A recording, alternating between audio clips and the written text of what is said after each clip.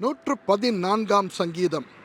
இஸ்ரவேல் எகிப்திலும் யாக்கோபின் குடும்பம் அந்நிய பாஷைக்காரரான ஜனத்திலுமிருந்து புறப்பட்ட போது யூதா அவருக்கு பரிசுத்த ஸ்தானமும் இஸ்ரவேல் அவருக்கு ராஜ்யமும் ஆயிற்று. கடல் கண்டு விலகி ஓடிற்று, யோர்தான் பின்னிட்டு திரும்பினது. மலைகள் ஆட்டுக்கடாக்களைப் போலவும் குன்றுகள் ஆட்டுக்குட்டிகளைப் போலவும் துள்ளினது. கடலே, நீ விலகி ஓடுகிறதற்கும், யோர்தானே, நீ பின்னிட்டு திரும்புகிறதற்கும், மலைகளே, நீங்கள் ஆட்டுக்கடாக்களைப் போலவும் குன்றுகளே, நீங்கள் ஆட்டுக்குட்டிகளைப் போலவும் துள்ளுகிறதற்கும் உங்களுக்கு என்ன வந்தது?